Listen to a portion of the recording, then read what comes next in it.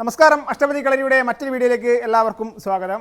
ഇന്ന് നമ്മൾ പരിചയപ്പെടുന്നത് നമ്മുടെ കഴുത്തിനോ അല്ലെങ്കിൽ കോളർക്കോ പിടിച്ചുകൊണ്ട് മുഖത്തേക്ക് പഞ്ച് ചെയ്യുന്ന അവസരത്തിൽ അതിനെ എങ്ങനെ പ്രതിരോധിക്കാം എന്നുള്ള ഒരു വിദ്യയാണ്. പല ഘട്ടങ്ങളിലും നമ്മൾ കാണാറുണ്ട്. മറ്റൊരാൾ കഴുത്തിന് പിടിച്ച് തള്ളിയിട്ടോ അല്ലെങ്കിൽ കോളർക്ക് പിടിച്ചിട്ടോ മറ്റു കൈകൊണ്ട് മുഖത്തേക്ക് പഞ്ച് ചെയ്യുന്നത്. അപ്പോൾ അതിൽ നിന്ന് എങ്ങനെ രക്ഷപ്പെടാം എന്നുള്ളൊരു വിദ്യയാണ് നമ്മളിന്ന് പരിചയപ്പെടുന്നത്. ഒരുപാട് തരം വിദ്യകളും ഒരുപാട് വഴികളുമുണ്ട്. അപ്പോൾ അതിൽ നിന്ന് നമുക്ക് ഒരു വിദ്യ ഇന്ന് പരിചയപ്പെടാം. ഇപ്പോൾ നമ്മളെ കഴുത്തിന് പിടിക്കുന്ന സമയത്ത് ഈ ഒരു രീതിയിലാണത് ചെയ്യുന്നത്.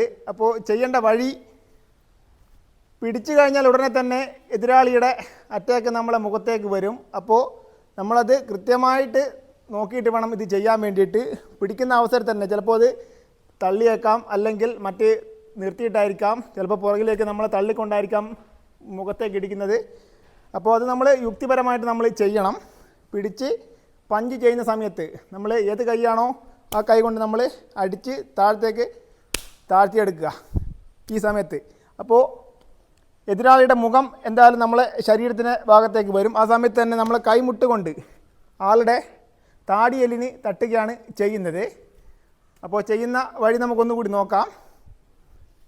തട്ടി ഈ ഒരു രീതിയിലാണ് നമ്മൾ തട്ടുന്നത്. അതേസമയം തന്നെ കാൽമുട്ട് കൊണ്ട് നമ്മൾ ഈ ഒരു പ്രയോഗം കൂടി ചെയ്യണം.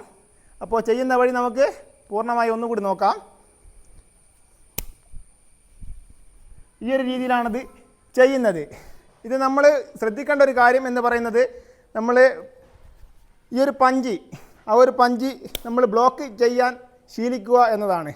കാരണം ഈ ഒരു ഭാഗം നമ്മളെ മുഖത്തേക്ക് വരുന്ന ഈ ഒരു പഞ്ച് നമുക്ക് പിടിക്കണമെങ്കിൽ നമ്മൾ നല്ല രീതിയിൽ പരിശീലിച്ചാൽ മാത്രമേ നമുക്കത് സാധിച്ചെടുക്കാൻ വേണ്ടി പറ്റൂ.